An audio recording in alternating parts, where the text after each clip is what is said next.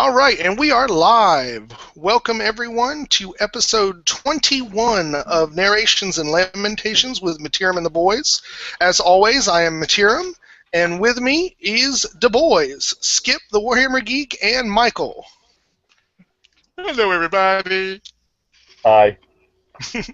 And our special guest tonight is Paul Kuehnert. Hey, guys. Paul, you want to tell everybody a little bit about what you do and why we got you on here tonight? Yep. I got a little echo going on here. Oh, oops. Has everybody got their earbuds in?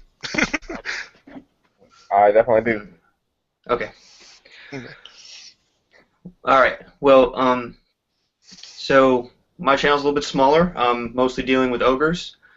I'm out here actually in California, so I got the nice West Coast view of the Warhammer community. And I've been out here for a couple years now, and I've been basically putting out mostly tactic videos, a few battle reports here and there. My community's a little bit smaller in like the local region. We got a ton of players in the little bit larger of the region. I mean, if I go about an hour and a half, 2 hours away, but so games are a little bit tough to get in. But I've been doing tactics, and I'm more of a competitive player, so I've been doing GTs and things. So that's really where I come from and what I'm doing with my channel. So this year, hopefully, I'm getting some more GTs, more battle reports from that view. I love the fluff and stuff. That's why I started Warhammer to begin with. So I hopefully I can take blends from both sides: the hobbying aspect, the fluff aspect, and the competitive side. Well, awesome. And I, for one, recommend anybody who's watching this, go out and check out Paul's work. I have, for the most part, been playing ogres kind of by the gut, so to speak. And I stumbled upon his videos, and he does a great job in breaking down a lot of the tactics and answering a lot of the questions that some ogre players don't take the time to think about. So it's definitely good stuff. Definitely go check him out. So those of you watching may have caught the hint that tonight's show is going to be all about the Ogre Kingdoms. They are a special love of mine, easily my #1 favorite army, hands down. So tonight, Paul and I will be representing the Ogre players, and Skip and Michael will be representing Ogre victims. And we're going to just go ahead and do our normal thing. We got a lot of questions from the community, and again, I am monitoring the comments on the video, so if anybody has any questions as we're going, feel free to pop them in the bottom, and we'll hit them as we go.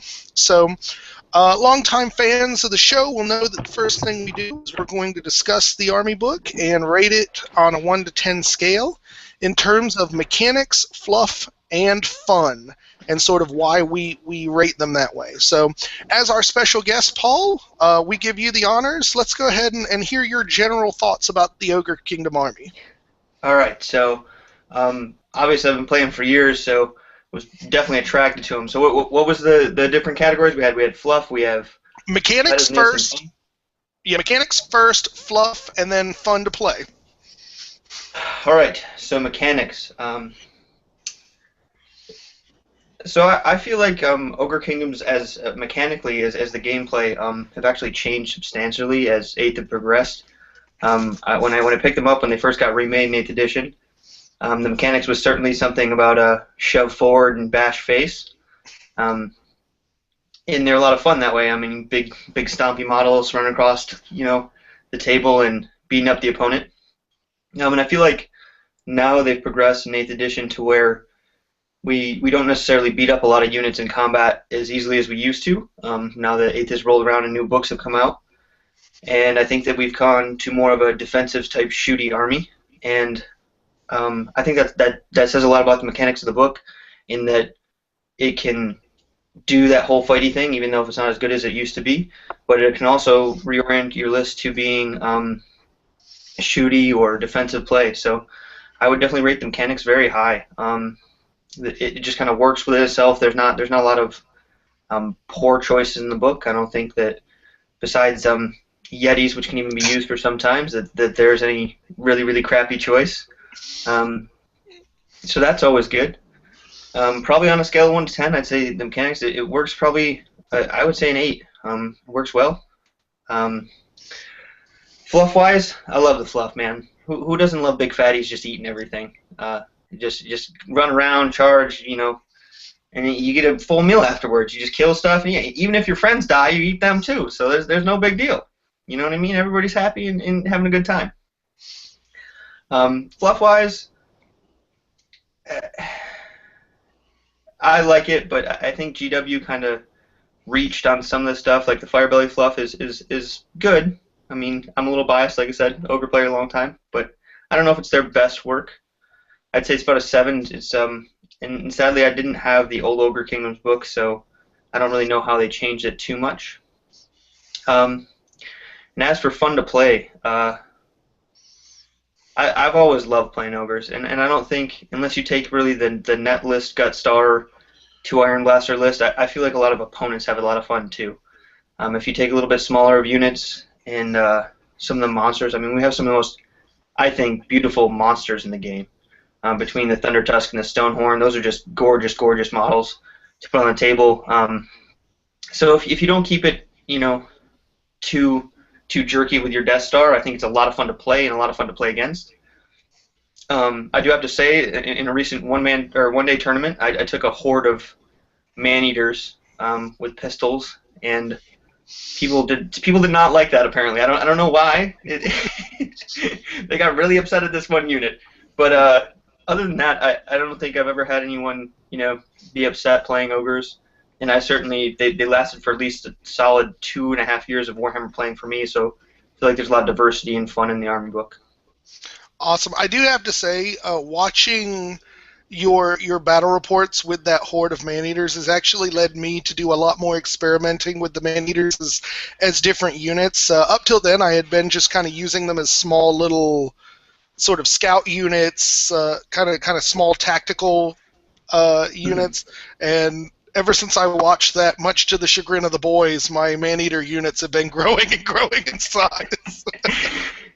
Well, I thought, just on a quick, I don't want to get too distracted, but on a quick side note, was what I thought was really funny that whole tournament is no one just came at them. Everyone looked at it and they were like, "Oh my God, a horde of man-eaters! There's no way I can kill that." And I'm like, they're T4 guys with you sling a couple magic missiles at them, they're all gonna die. They're gonna fall over. So everyone just totally avoided the unit, didn't care, and I was just pumping out shots the whole time. So beautiful. All right, so let's go ahead and get some victim point of view here. Michael, why don't you take the point on this one? Mechanics.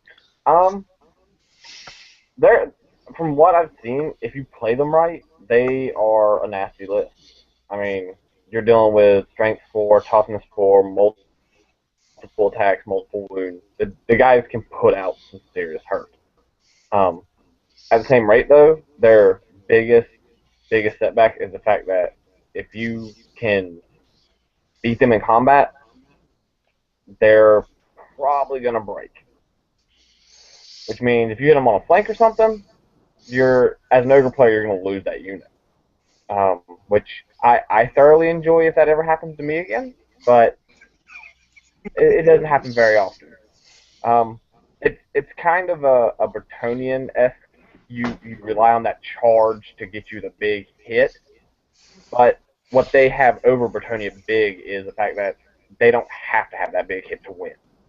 As they're still these giant, big dudes that just decimate units. So, mechanic-wise, I'd give them a solid 8. Let's see, fluff. The ogres, I thoroughly enjoy their fluff.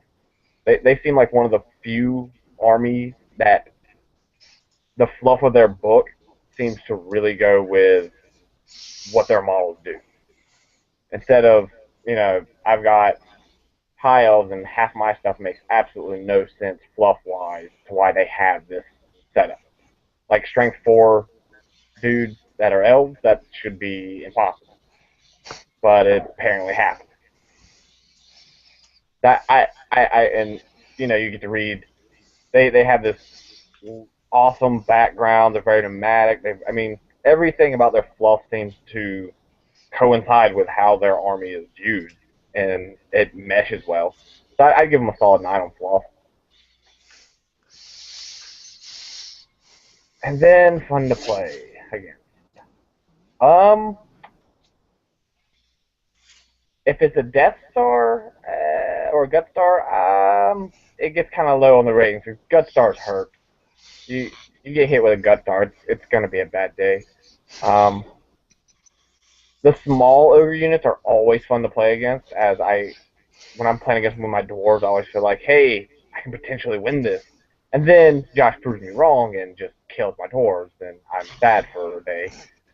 But it's still, when I see the ogres on the board, they look nice. The models are great sculpts. The only model I think I dislike in the entire army are the Slaughter Masters, and it's their faces that do it to me. Their faces just, they don't look quite right. Maybe it's, I don't know how to explain it. It just looks like something's missing there.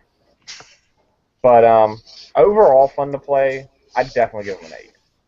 As seeing them on the table, they got big things I can shoot at. It makes me a happy camper to be able to participate in certain rounds. Awesome. All right, well, I'll go next then. Mechanics, I definitely find myself agreeing with Paul in a lot of ways. I think even in the time we've played them in our small sort of insular group, the way I've had to play ogres has changed pretty radically. And I think it's definitely a sign of the strength of the mechanics of the book that they can keep up with that. I actually will go a step farther than Paul and say there is not a bad unit in the game or in the book. Everyone knows my love for the Yetis, and I actually think they're becoming stronger right now, just due to the prevalence of ethereal troops and whatnot. Having a unit type that just magical attacks, that's really not too much more expensive than what I'm normally spending on core anyway for little 3-man units is definitely a good thing. And I love the mix of unit types between the ogres and the Noblar options and the monsters. I just think it's kind of the army for everyone. The only thing I think I would like is lead belchers being able to stand and shoot, but that's really my question as far as mechanics go. But the one thing that will stop me from giving them a 10 in mechanics is the fact that our Noblars have no way of getting any sort of character in them. We're not allowed to put ogres in them. There's no Noblar character. And that's actually more important than you realize. I mean, if you drop a big brick of spearmen down, you can put a character with the stubborn crown on them and throw them in for Empire. You can't do the same thing for ogres, so you don't get that cheap rank unit that's not going to go anywhere. So without that, I'll give them a 9. The fluff is amazing. Fluff is a 10 rating all over for me. In addition to just the fun of their nomadic nature of just running around and eating everyone, I find there are certain things, if you really go in and read the fluff, they're actually a lot more subtle than you would expect from the ogres.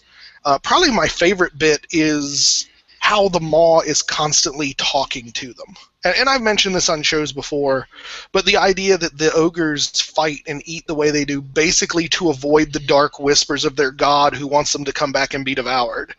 That is freaking amazing, and I would put that up against the fluff of any other army anywhere in the game. So absolutely 10 there. And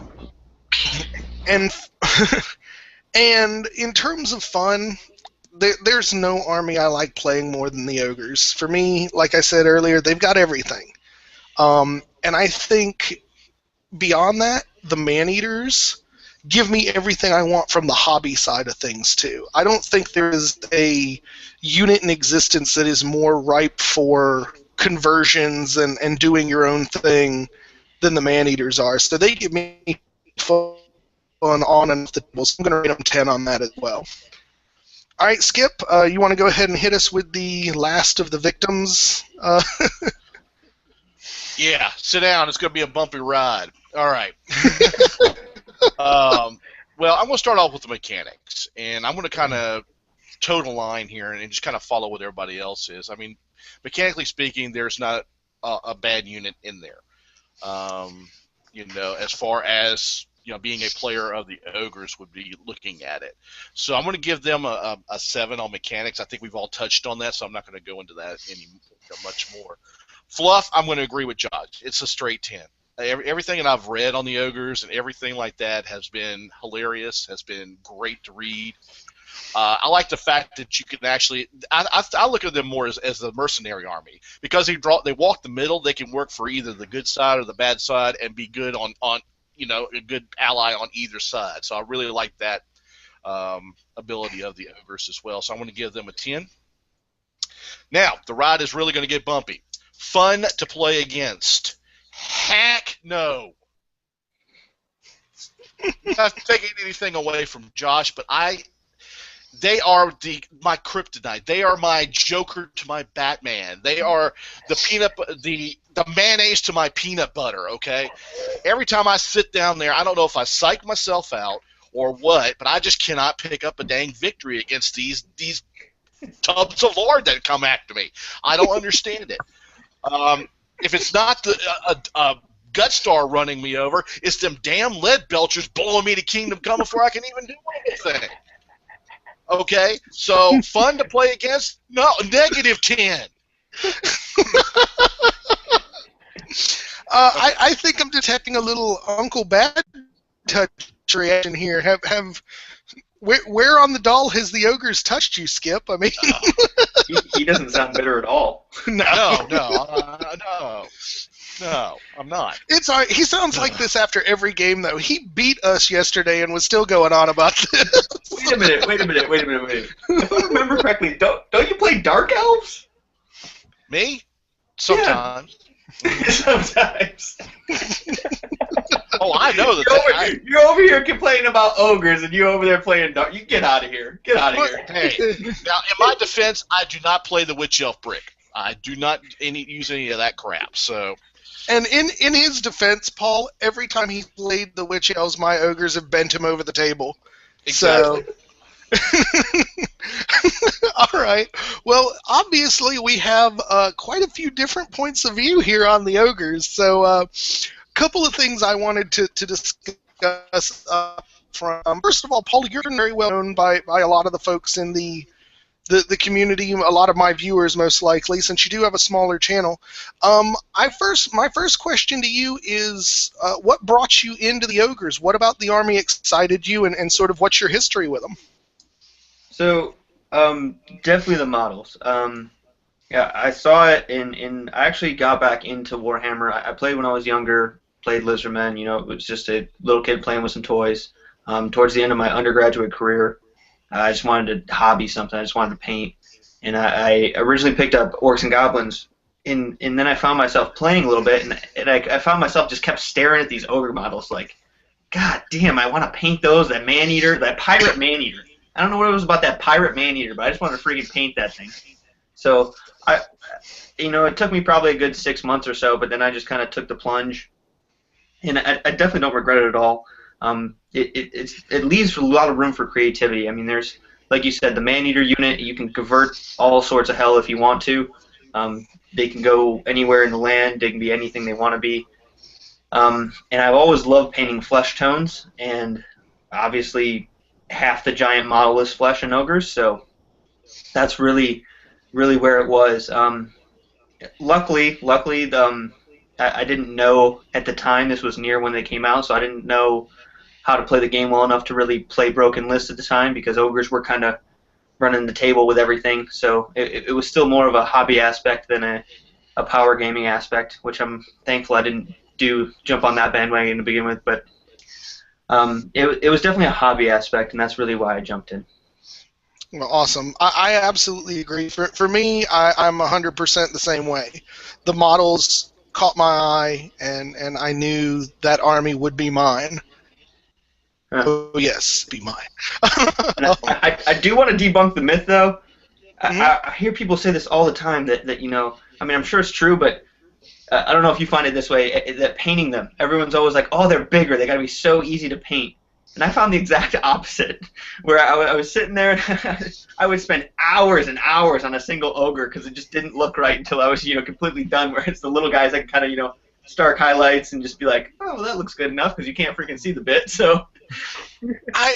I will agree with that. I do have to say though that once I got down my color scheme and sort of the steps needed, I think it did become much faster because I kind of knew what I was doing and went through it. But I think to a certain degree you're right. You can afford less mistakes on an ogre model because it's more visible from 2 feet away than it is if you screw up painting your Skaven slave, and he's in a brick of 200 other Skaven slaves. Exactly, and that small unit of 3 man-eaters. Everyone looks at the small unit of 3 man-eaters, and they're looking at each individual model. So that each individual model better be painted well, otherwise people are going to be like, "Well, what the hell's wrong with that thing?" Exactly. So I'm actually going to, instead of my next question, I'm actually going to jump to a comment that Vince Venturella just left, because I think it's actually a great starting conversation point.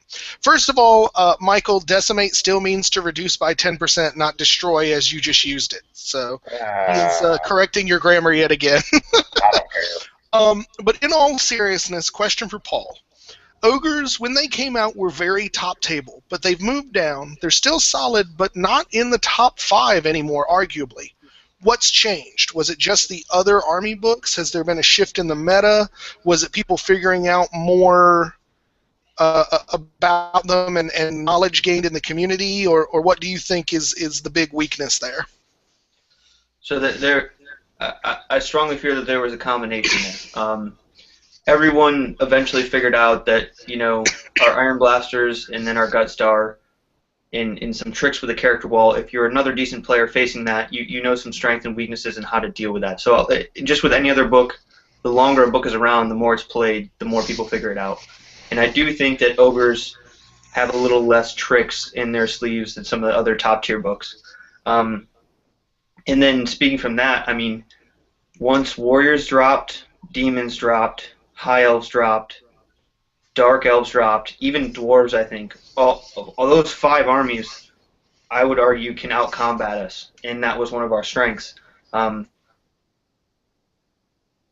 Ogres had to be played. They had to be played more reactionary because of our fast movement, more so than face smash. In that left, I think it left a lot of players who were just doing it as power gaming and were able to just crush other armies. It left those people wanting because they still try to use the same tactics, but you can't beat that White Lion Horde that way. You can't beat the Dark Elf Cav bust that way. You can't beat a wall of Nurgle just straight up. A wall of Nurgle is probably one of the toughest matches because we just can't hit them. We can't do enough wounds to them, and they beat us up, wound to wound, just better. And it's subtle things like that where I think it was more so that we got a little bit downplayed in power. I still think that we're solid middle tier. I think that we can take on almost any book on any given day if you play well and the dice go well. But it takes a lot more tactics than it used to. And I think that's where the slide came from. I don't disagree with any point of that. I definitely think there's enough of the new toys that have come out to really kind of you're having to get everything you can out of every point you spend in the ogres because we just don't have the bodies to keep up.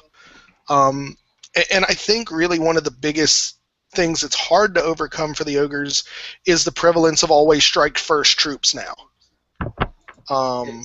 It's a very tough thing when they're re-rolling and you're not. It's very, very hard. I find myself making sure that every combat I go into, I know statistically I have like an 80% chance of winning just because I know that they're re-rolling and I'm not. So if I fluff my rolls, they're not going to fluff their rolls. You know what I mean? So it makes it so you really, really got to stack the odds in your favor.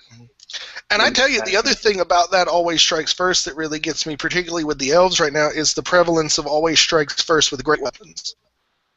If I'm packing normal ogre bulls and I see your average great weapon troops out of the human armies or the dwarves, I'm super happy because I'm going to go in there and I'm going to just wreck face.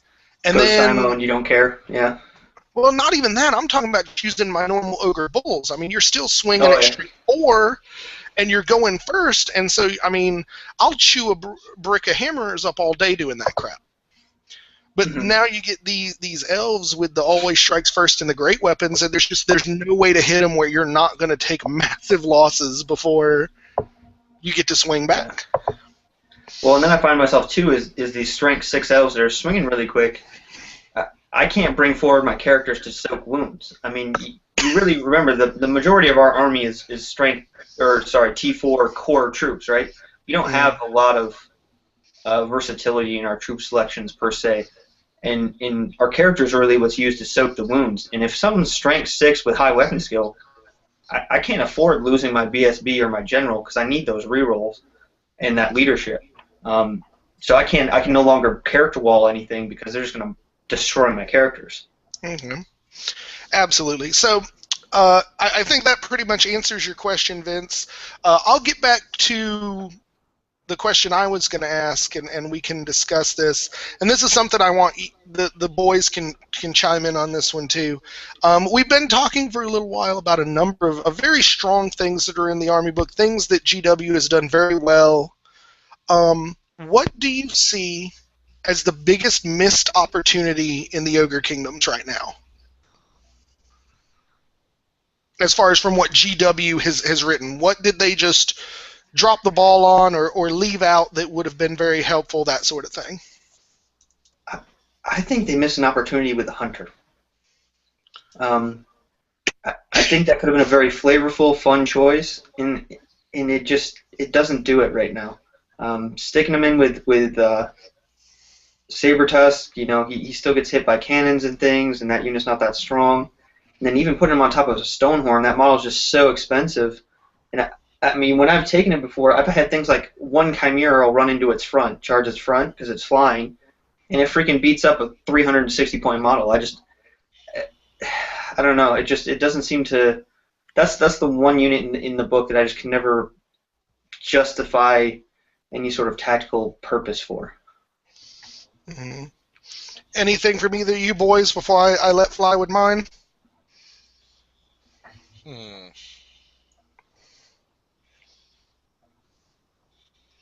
Go ahead and fly.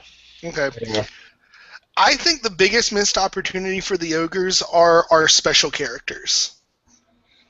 I can't think of another army book where there is not a single special character that I think is worth a shit. They are bad. They are bad. I will give you that. And I mean, it's kind of a shame because some of the models are really nice looking, and I would like to get them and to paint them up. But with how terrible they are on the battlefield, and because they're such sort of strange sizes, particularly with the king, Greasus, and whatnot, they're on weird base sizes, so you can't even use them for anything other than maybe like unit fillers. It's hard to justify the stupid expense of them. And I feel bad. I don't have a special character that I would even consider playing in any game. Yeah. The only thing I do like is the concept with Scrag of changing the army a little bit and letting you take, as many gorges as you want. I like that concept in special characters in general, but I do have to agree with you. Overall, they're quite awful. Yeah. I do have to say I did get some mileage with Golgfag. The first campaign we ever played, because it was a Blood in the Badlands campaign, where you basically made your characters and you were locked in with it. So the ability to just pop him into an army and just make up new magic items as part of his rule was cool, but because you're basically paying for the maximum amount of those points anyway, he wasn't often worth it. So any missed opportunities from you guys now that I've done mine? one thing that I think that that the ogres lack is when in terms of magic.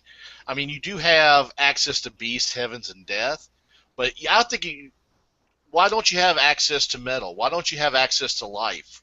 Things like that. I would see the ogres, picking up things as they go along.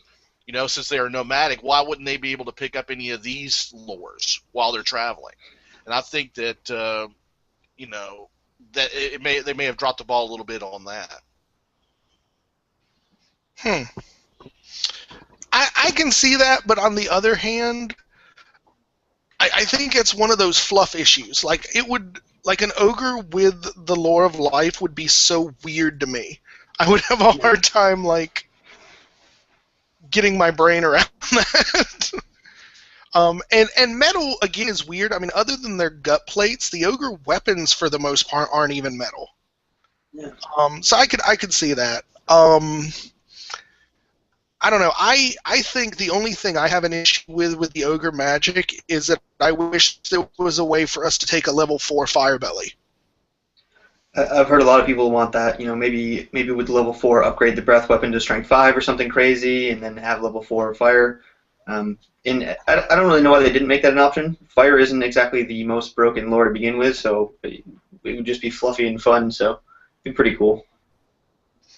Yeah, I could. It's just, of course, I don't know. I may just swear off magic after my last few games in general, anyway. And that's actually one of the other strengths I think of the ogres is I actually feel most of the time I can swear off magic with the ogres and still not be too screwed, because you can just make up for it in the ground pounders. Yeah, and I mean we always have the option of the Bruin Maw, and it's a very underutilized item. And if you wanted, you can protect that one unit that's going to be really critical from all the hexes and things. I mean, it doesn't save you from Purple Sun, but I mean, nothing's going to save us from Purple Sun. Yeah, I found that is one of the items that is very much better if you're using the end times magic from Kuehnert. Because then really what you're afraid of are those little debuff spells and that sort of crap, and just shutting that off is a godsend. Yeah, that item in End Times Kane magic is very, very good. So, before we go getting into everyone's questions, I totally want to brag and show off a appropriate new piece of terrain that has just been completed for me by Black Tower Terrain. And, oops, hold on. Let me make sure I'm on the right... Here we go. Okay. Boom. What do you guys think of that?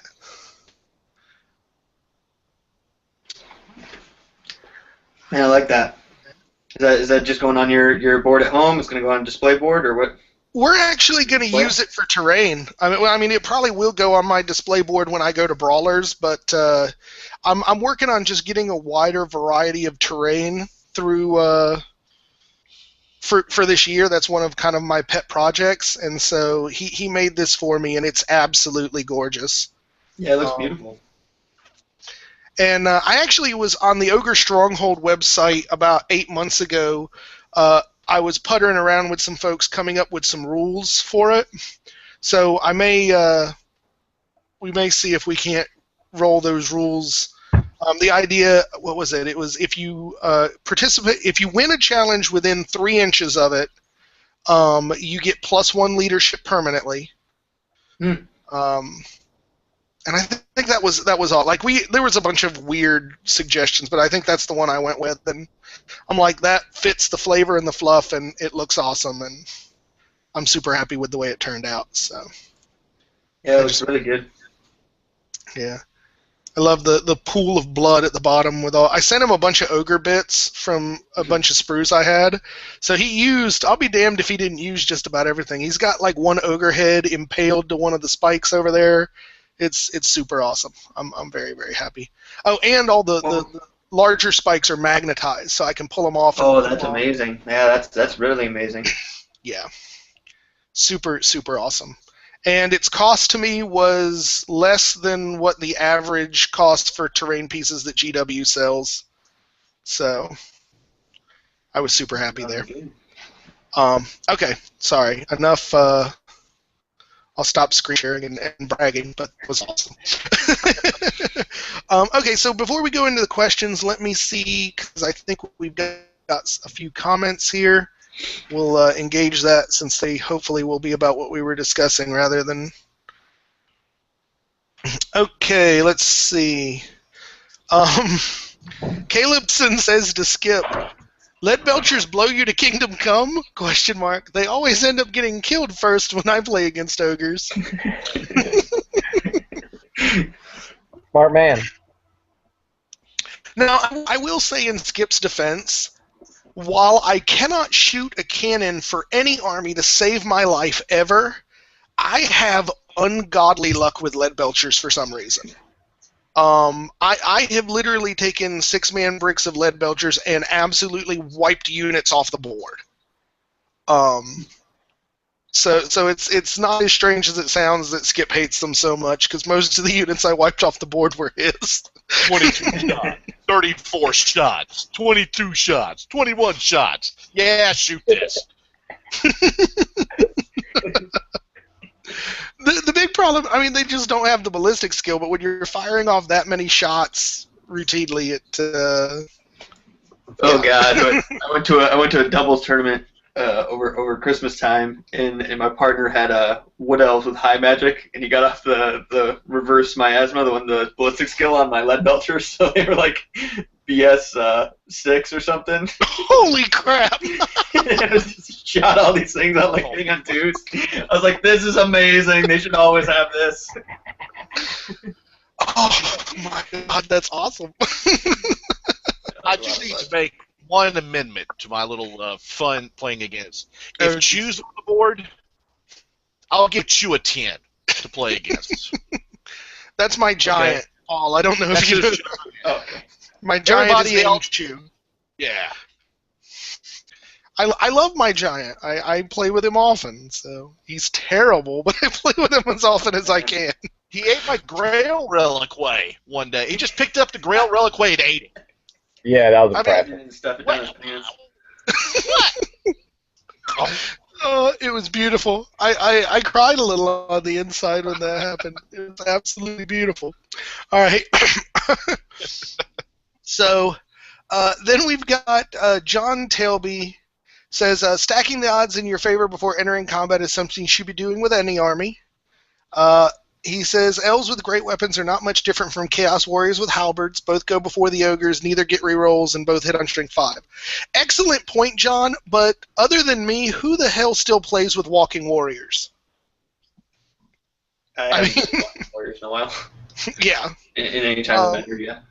Yeah. It's not something you have to deal with. He agrees that hunters are a unit you never see. And he says, Stonehorns and other big beasties have also been Darwined out of army composition. To a certain degree, although I still think the Stonehorns are valid because of their ability to half multi-wounds. Yeah. If I think the best place that they have, I mean, I would definitely take Stonehorn, but a lot of times, too, is if you can sort of target saturate away from your Iron Blasters and you can counter battery them, I find that that's really an effective way of doing it. So, I mean, if they're shooting at your Stonehorn, usually you can stay up long enough that you can take down their artillery with your Iron Blasters. Mm-hmm. So, and he says the biggest missed opportunity for Ogres is the removal of the ability of other armies to use them. Ogre's army sale would be much larger if everyone could buy a unit of them. I agree. And actually, I heard a rumor today, and maybe it was somebody just wishful thinking, but it actually made me excited about Ninth again, was that that's actually how they're going to do the factions.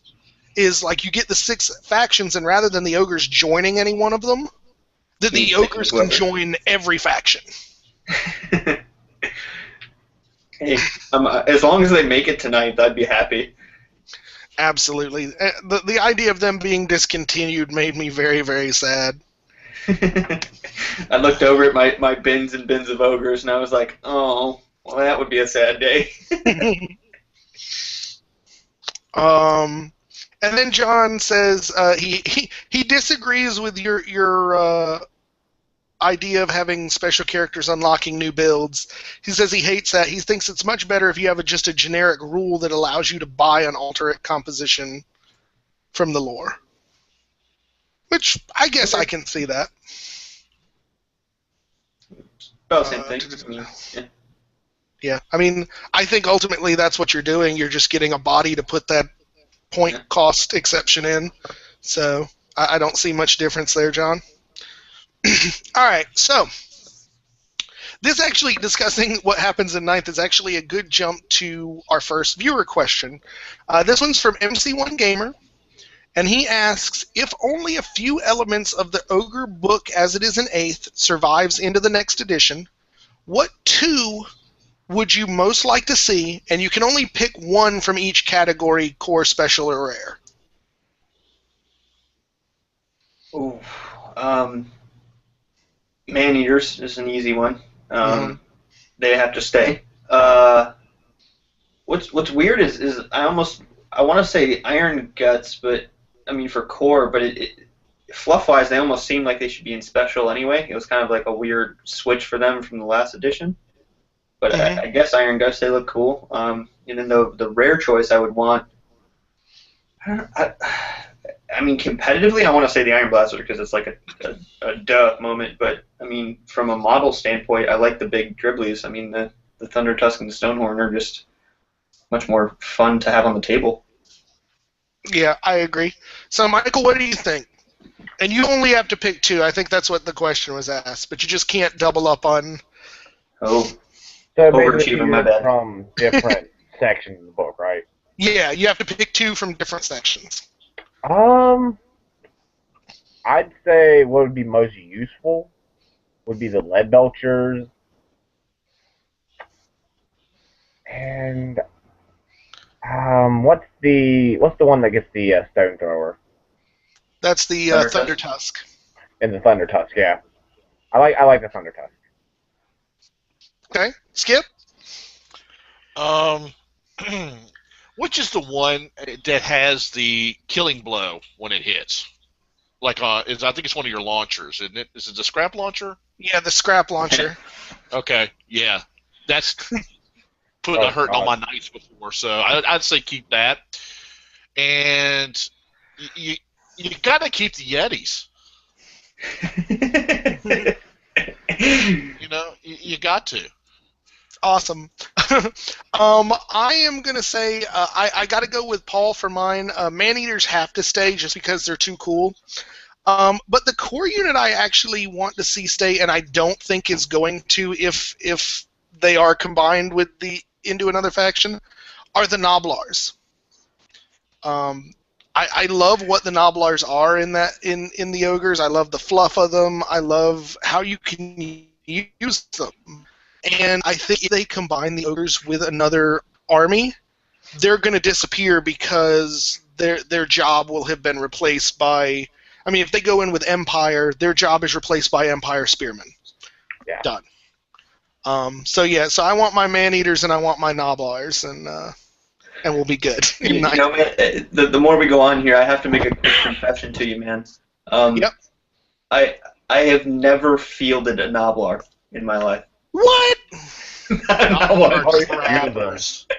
Noblar trappers. Man, you should do it.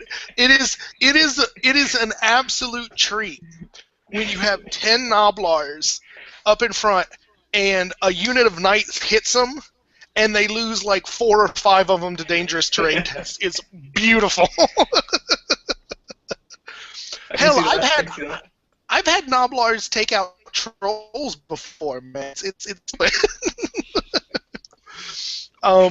it's fun. They're a fun unit. The models are great. I've got 50 of them painted, and I probably could scrabble together just from the bits of other boxes. I could probably scrabble together another 20 if I had a mind to. Maybe that'll be my next project. I'll increase my Noblar horde to 70 bodies. Actually, I need to get those 50 magnetized first, because nothing in my Ogre army is magnetized because they're so big. And it doesn't cause problems for anything except for the freaking Noblars. Okay, so second question from MC1 Gamer. With the rumors pointing to ogres, dwarves, and Bretonnians moving in with the remnants of the Empire in post-End Times Warhammer, how do you see them organizing bathroom accommodations? One bowl will not fit all. Man, I could see an ogre setting up an outhouse as a trap to eat somebody. You just like set out the outhouse there, just pick them up out the back. I could see that. See, I think ogre toilets would freak people out because the bowl would be shaped like the symbol of the Great Maw. Oh no! Hasn't Games Workshop just made Bretonnia a toilet bowl anyway? That's what I was gonna say. They didn't even need a toilet bowl. Aren't we just shitting on Bretonnia? Yeah.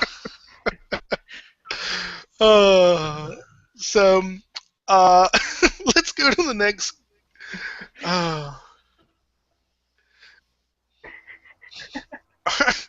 I'm reading this question. It's confusing the hell out of me.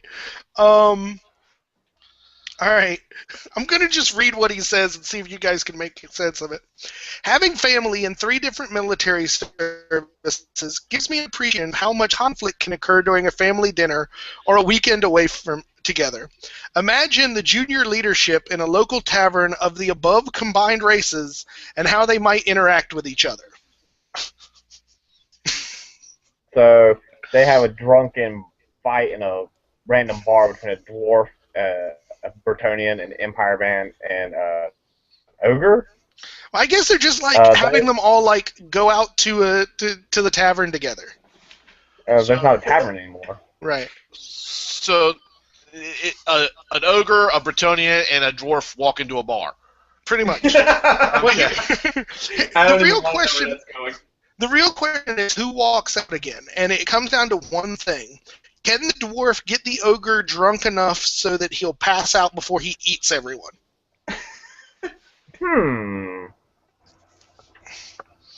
Because I think that's really what you're going to deal with right there.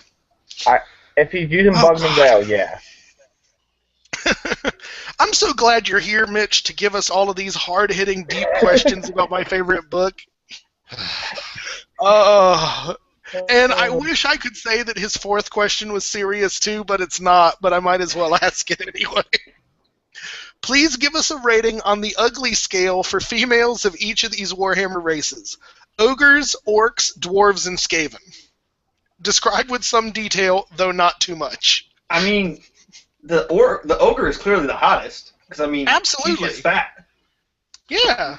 The big one's got to get loving too. I mean, there's nothing wrong with her other than she's big. And I gotta say, none of the other of those races can pull off the fishnets like our female man-eater can. Yeah! She's got a nice little goatee. I'm going to quote the late, great Jim Varney when he just, in his earnest mode, go, ew. I will have to say, though, I'm pretty sure the orcs don't actually have females, because aren't they basically fungus? I'm pretty sure they're just mushrooms. I'm pretty sure they just sprout out of the ground after they die. So the orcs don't count. Skaven, that's bestiality, so we're going to put them way down on the bottom. Yeah. I'm pretty sure, isn't the Skaven females like a giant naked mole rat slug deal? I'm pretty sure they're pretty hideous. Yeah, that would probably be my guess. Yeah. And frankly, I got to go with ogre females over dwarves. I know Michael will disagree with me on that one, but I completely disagree with you. You guys are so wrong. You gotta have that little bit of facial hair going on. Dying race. A little bit of dying race. Just a little bit of tickle. Yeah, just a little bit. Yeah, just a little bit. Well, he just wants something to hold on to. Dying race. But see, frankly, as a Bretonnian player, I don't know that I would throw around that dying race comment anymore there, Skip. Mister, I haven't had a new book in a decade. All right. So, that's it for Mitch's questions, and thank God. We'll go on to some questions from Vince Venturella. Question number 1. Question for all of us. What is your single favorite piece of fluff on the ogres, and what is the piece of fluff you like the least?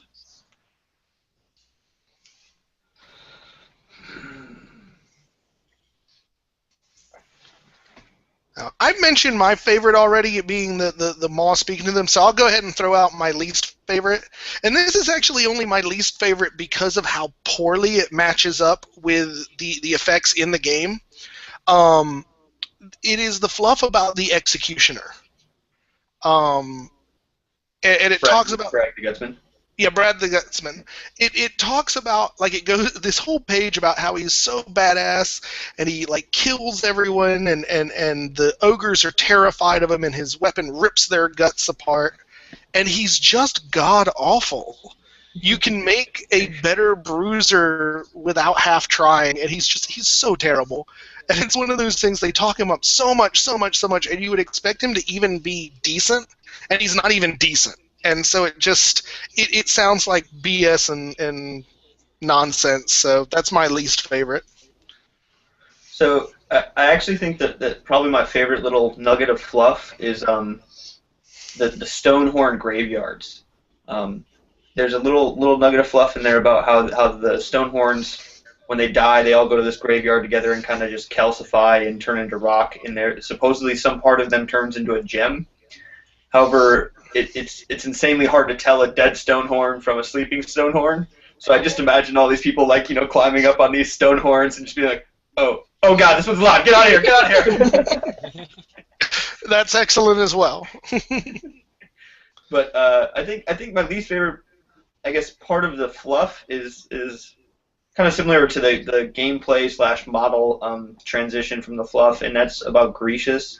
The Ogre Tyrant. I'm not a big fan of him being like this king slob guy being carried around by Noblars on a pile of treasure. Like I don't like his model matching the fluff. Like I feel like he should be a little bit more aggressive looking and a little bit more intense. I agree. Though I will say I do wish that an Palanquin was mount option for our tyrants. That would be a quality one. Every turn you have to roll a d6, not a 1 you crush the Doppelars. Right. It would be awesome. Actually, mechanically, that's another little bit of option for some of our characters other than the Stonehorn or the Hunter on Stonehorn. All right, Michael, Skip, either one of you guys? My favorite is the pet Noblars. That is beautiful. They pick up a Noblar, go, you're my favorite, and carry him with them. That's beautiful. That's a sign of true friendship right there. My least favorite is going to be pretty much just Grease's entirely.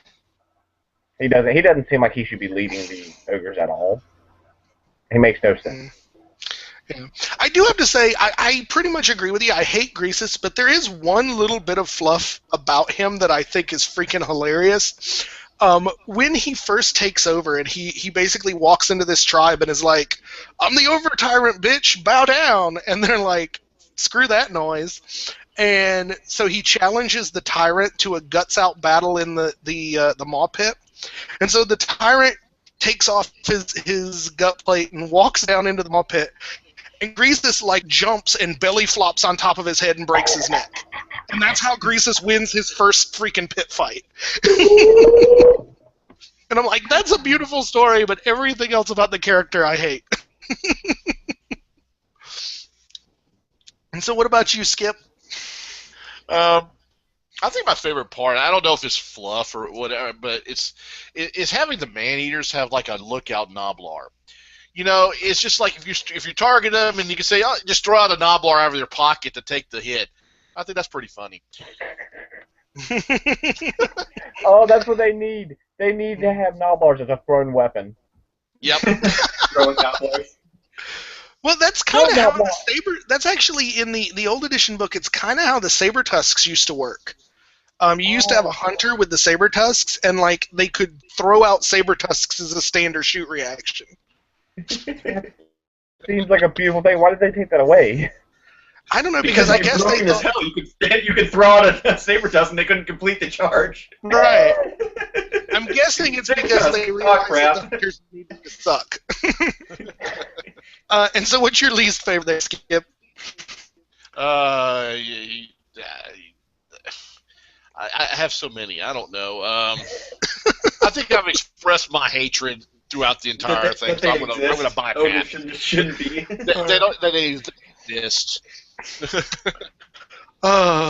See, he keeps bad-mouthing him. The next game we're going to play when he comes, he's going to be gone next week. The next game we're going to play will be Triumph and Treachery. I was only going to take Empire. Now I'm going to throw a unit of lead belchers in there as mercenaries. All right, so So may I. question. Next Well, I only battle got one plans, you just take that unit of 18 lead belchers and just boom. All right, your placement. Go ahead. That's actually something I need to get. I actually own 8 lead belchers. I definitely need to get me some more. So question number 2 from Vince. If you could add 1 unit to the Ogre army, what is it? And he specifically says that I can't say Noblar Hero again. Mine actually wouldn't be a unit. It would just simply be mount options for our characters. It would be. I personally am of the opinion that it would be a little bit difficult to balance, just because if you give them Morn Fangs and things, you could make some very powerful builds. But I think it would be pretty cool modeling aspect and fun gameplay aspect of having mounted characters. Mm-hmm. I could see that. I actually, mine wouldn't necessarily be adding a unit, but it would be changing a character to a unit. I would actually love to see them take the hunters and turn them into a unit. Like, depower them a little bit, give them, like, scout ability and throwing axes or javelins or something. And throwing spear would be good. Yeah, something like that. Just have them be like a small unit. Maybe even give them, like, the Noblar Trapper's ability, where if you hit them, you dangerous terrain, something cool like that, and have them be kind of a behind-the-lines hunter unit style. That's what I think I would go for. What about you boys? Noblar Cavalry. Noblar on favorite cat. Nice. Oh man, That seems like fun. That would be amazing. See, you guys should just vote me for GW president. That would be amazing. You know what? I'll take that option over my Ogre Hunter unit. That's freaking amazing. All right, so what do you got, Skip? Oh gosh, I'd like to see like a leader of the Yetis, like a Yeti character. Ooh. You know, something that makes them like instead of special. If you take this particular hero or lord, you get him as core. So like the Yeti version of Throg from Warriors of Chaos? There you go. Yeah, there you go. I could see that. That could be pretty badass. Ooh, or Aura of Frost, just like the Thunder Tusk there. Always strike last or something. In Nora. Oh, that would be awesome. Yeah. That's a good idea too. See, this is why it makes me cry if they're gonna freaking squat the army. There's so many other things they can do with it. So number 3 question from Vince. The ogres are as varied in their portrayal as humans in the world as far as their attitudes. There's some that are friendly like those in the Moot. There's some that are deadly and murderous like those in the Chaos Wastes. How do you see the ogres' place and attitude in the world, and what is the true spirit of the ogres?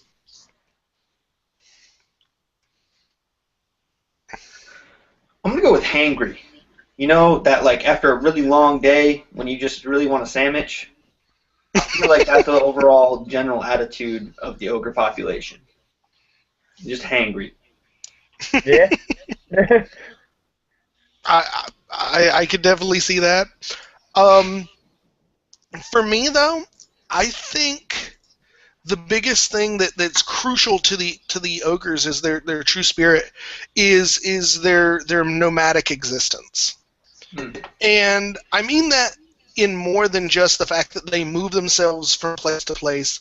Even intellectually, the fact that they can fight for the Empire one day and turn around and fight for the Warriors of Chaos the next day.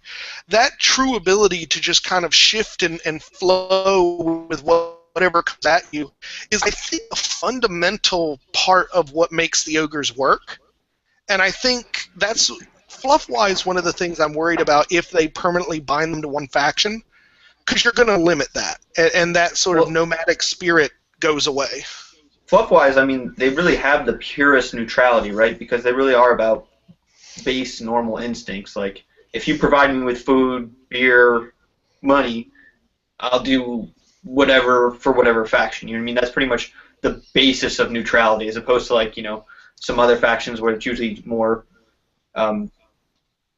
like, Tomb King's the other neutral one, which I never really understood, because I guess it's just because they weren't close to him, but it's kind of like they fit with everyone just because of that. They're really not good or bad natured in any way. They're just all about the base necessities.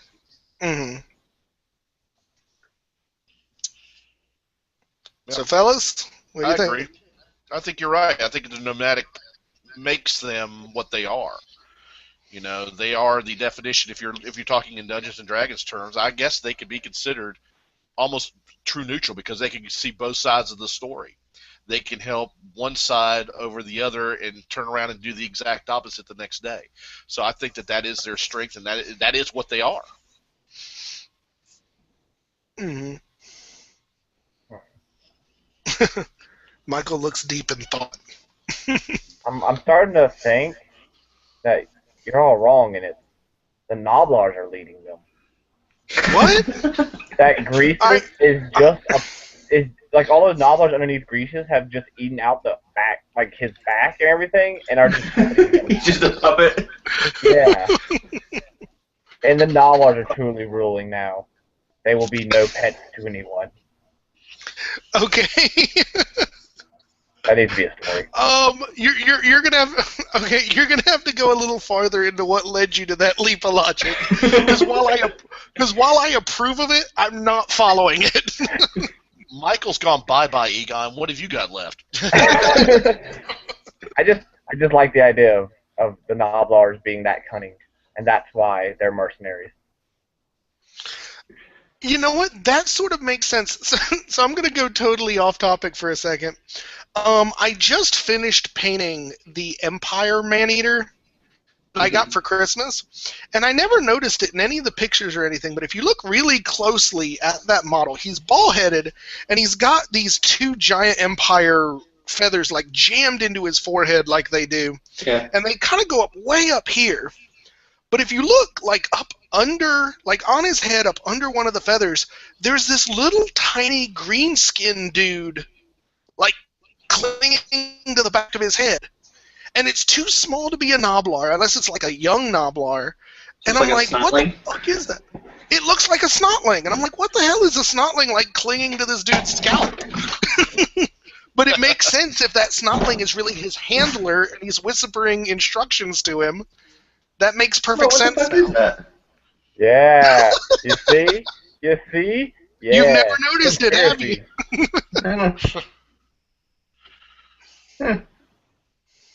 CW. Maybe he just found a little baby Noblar. Just put him on his head. That's Dribbles. That's Dribbles the baby Noblar just hanging on his head.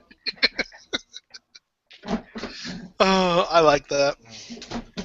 As a side note, guys, I did finish painting it. I made it to match my Ostermark halberdiers for my Empire. It looks good. I'm happy with it. Well, you can use it as a unit filler or an ogre. You're good.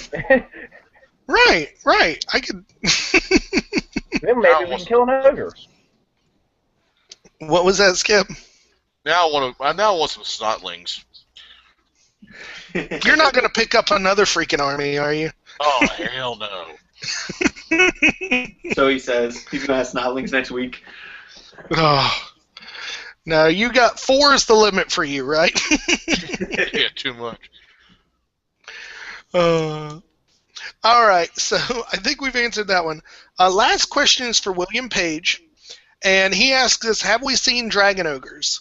Why do regular ogres get ogre charge, but not the ancient four-legged with giant tails variety?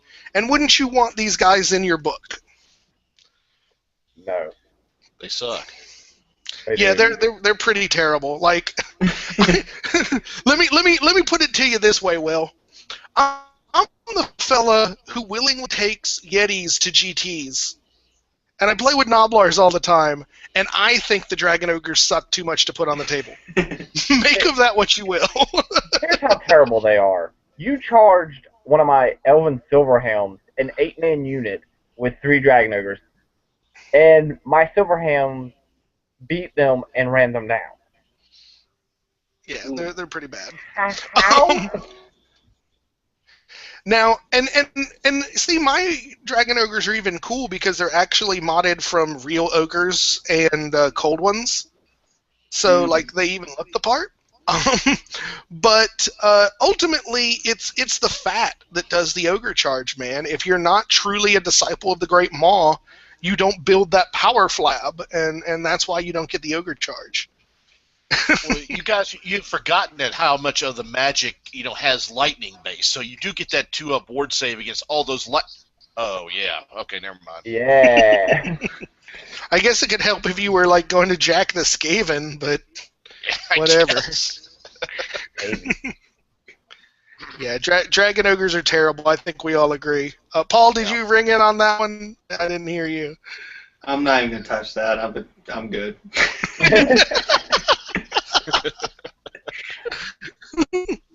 All right, and second, would you field ogres with the option for spears? So here's why I would not. Spears, and unless you made some change where you got an extra strength pip on the charge with ogres because they're faster or something, a spear is only helpful on the second round of combat or if you get charged, and you almost never want to get charged with ogres. So, though it sounds good to fight in an extra rank with ogres, great weapons are probably just in general better because most situations you're not going to be using the spear anyway. Yeah. I mean, if I want to deal with just strength 4 attacks from the ogres, I'm going to just use the end weapon and Iron Fist. Now, that being said, I would love my Noblars to be able to have spears as an option. These damn Noblars, every time. Dude, my Noblars are amazing. Just don't even. I bring my 50-man Noblar horde on the board and get attacks in 3 ranks, you'll know what's coming. A bunch of strength 2 attacks. Oh no! But the question is, are you bringing Noblars to Brawlers? Right now, no. And it hurts me to say that, but I'm having to put too many of my fun, I'm taking this because I damn well please points into my Yetis and maybe a Giant. So I just don't have too many more points for Noblars. Although that may change. I'm only on the 3rd or 4th version of my list, and I've still got I got about another month before it's got to be finalized, so I may change that mindset drastically in the next 3 to 4 weeks. So, I am, however, let me go ahead and say that I am taking the Noblar 3 that Vince made me, the Noblar Muppet Man, as my assassin. The 6th or the 5th game of Brawler's Bash, you get a free assassin character to join your units, and it can be of basically any infantry size base. So I'm going to take that as my assassin. So I guess technically, yes, I am bringing some Noblars to Brawlers. Are either of you two guys going to Brawlers? Yeah. Yeah. Yeah, we're all going down as a club, so we'll probably be the cool. worst performing club there. Well. Just because I'm taking Tomb Kings with no Nagash stuff? What? Oof. Yeah. Yeah, that's going to be hard. Hey, Yeah. I'm a sucker for punishment. Yes. Yes, sir, So you you know are. what? Let's go ahead. Let's go ahead because I've seen some of the other tournament folks do this. Let's go ahead just for kicks. I know Brawlers is rated on points, so win-loss isn't that important. But I want to go through for each of us and tell me how many games you think you're going to win, lose, or draw. And I want the viewers to go ahead in the comments and put your votes at how well you think we're going to do at Brawlers. So, Michael, you're playing Dwarves. What do you think you're going to pull at Brawlers? I'm gonna pull all 6 of them. 6 wins, no losses. No losses. I gotta have that utmost faith in my dwarves. And then Michael's going to wake up and we'll drive down for the tournament. I'm bringing that Anvil of Doom. I've got a solid broken list right now. Yes, you do. Oh my god. Yeah. Bring it on. Alright, so wait. So we got an Anvil of Doom, and then we got Tomb Kings. There's a reason why I said we would be the worst performing club there. Oh yeah, we got this. You guys are good. I think I'm banking on probably 15 wins for you guys combined, at least. Yeah. Sounds about right. I'm going for best Tomb King general because I don't think anybody else is going to be playing Tomb King straight. So Michael, you got like a 50-50 shot of getting it. Yeah. So Michael, you're saying you're going 6-0. How do you think Skip's going to do? Oh, so he's bringing Tomb Kings. I'll give you 5-1. I thought I was the optimist for our group. Jesus. I tell you what. I think I'm going to win the first one because everybody's going to be like, "Why the hell are you bringing Tomb Kings?" And I'm going to surprise them. And then after that, that's nothing. Well, we'll get to you in a second, Skip. All right. So Michael, what do you think I'm going to pull? Let's see. You're gonna pull 5-1 also because the dwarves have to be the ones who pull the weight. Right. Okay. And all right, Skip. What do you think? You're going to go 1-4? I'm going to go 1-4. I think the first game is going to surprise people because they don't know. They're like, "What? You're not going to know the gash, no one death? What?" And then they're going to figure it out. So probably 1-4. All right. So what's Michael doing for somebody who might be tangentially connected to reality? I think he's going to go. Is there 7? Let's see. There's 1-4, so 5. There's I would 5. say, yeah. He's going to go 1-7. What? No. No. Yeah, that's how bad he's going to. No, I'm just kidding. I think he's going to go 3-2.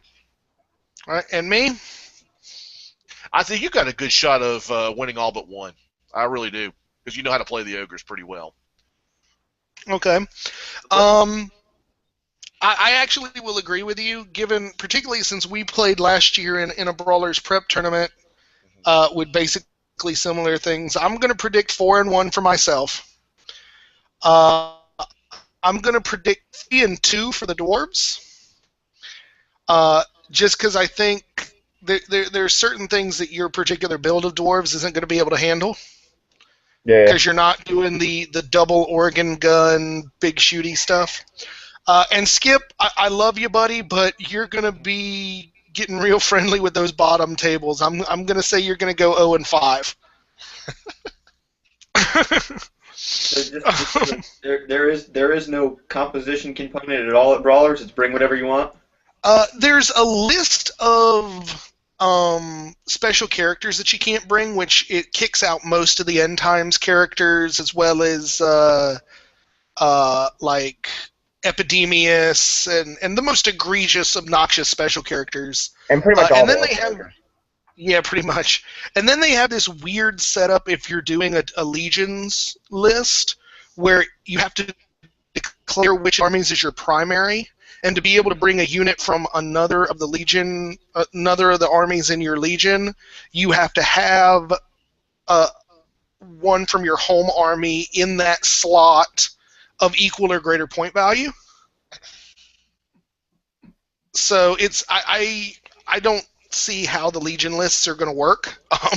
Frankly, they seem to have a lot of issues with them. But beyond that, yeah, it's pretty much open book. All right. So I'm gonna play a quick little game here. I'm gonna go down and ask each of you 1 or 2 questions, and I'm gonna give you my rating of how I think you're gonna do. Okay. All right, Mitt. What is your least favorite army to play against? And then, do you have Stubborn Crown in your list? High Elf and no. I got you to 3 and 2. All right. Next, for the dwarves. All right, this is already cheating because I already heard that you don't have 2 organ guns, and you have an anvil. Next question: have you played dwarves before? I get this question quite often. I don't know why everybody asks this. Of course I played dwarves before. I love them. All right, and then how many hammerers are in your list? There's 20, but I'm really thinking about cracking that up to like 30, or maybe 40. I'm thinking horde. All right, I got you at a 2 and 3, and then Tomb Kings. No questions. I got you at a 1 and 4. I told you the first game is a surprise. Hold on. I do have a question that may affect the Tomb Kings rating for you, if I may, Paul. Yeah, go ahead. Skip, do you plan on bribing any of your opponents? Oh, all right. Because if so, Okay. that might get you to 2 and 3. Yeah. I wasn't going to announce this, but I got to defend myself now. I have actually consulted an outside source for Tomb King information, who is going to be critiquing my list once I get it put together. So Well, There you go. Skip might outshine us. Very nice. I would also suggest bringing a couple bottles of hard liquor to give to your opponents. Don't I've worry about already that. I'm told. drinking through the entire tournament. I'm going for best sportsman, and I'm going for number 1 Tomb Kings general. That's the 2 things that I'm going for. So Hey man, I think that's good. I think that's what GTs are for. Get out there and see some cool stuff that you don't normally see and have some fun. yep. Yeah. Yeah. I think that's my plan, too, is I don't really care about placing at all. I'm just going to have a good weekend away from my responsibilities and having a good time. That's the aim of the weekend. Yeah. I mean, essentially GTs are grown-up nerdy sleepovers, really. Grown Yeah. up nerdy sleepovers. I'm hip to that. All right, so I'm sure, like, my phone has been going nuts because I get notifications every time somebody does a comment on this. So I know we've got a just crazy number of comments to go back through, and that'll probably take the rest of our time. So let's see what we got. Okay, goodness gracious. Okay, so Caleb agrees that the terrain is awesome. He also says he knew I would pick Noblars. Anyone who has watched more than 2 minutes of any of my videos pretty much is going to know that. And actually, okay, so John Tailby says that if the ogres do combine with another army, I can just give my Noblars spears or bows and use them as the human contingent in that book. I agree with that. I will accept. He also says that I'm apparently greedy for wanting ogres to generate dangerous terrain. He also says that true neutral is for plants and animals. Ogres are at best chaotic neutral. I will actually firmly disagree with this for 2 reasons. First of all, just because they're reasoning beings doesn't really mean that the motivations of the ogres go really beyond that of animals. Maybe aggressive animals, but I mean, if you look at a wolverine, they attack freaking bears for shits and giggles. Yeah.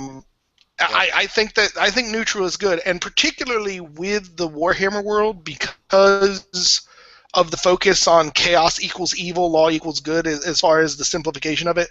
I don't think they serve the forces of chaos. I really don't. And Caleb's breakdown is Michael has just cursed himself. He'll get wiped out. Skip will probably do okay. Mittierim will probably do okay as well. That's just dwarf hate going on. That ain't nothing. I hear it all the time. So Vince, Vince thought there were 6 games, so he gave his ratings based on 6 games.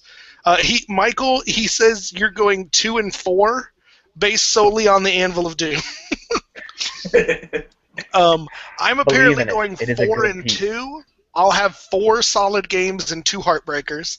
And Skip is going to go the unexpected 6 and 0, as all of his opponents laugh so hard they either puke or have a heart attack and have to leave the tournament in an ambulance. Score victory. Just because your opponents don't survive doesn't mean that that's not a legit win.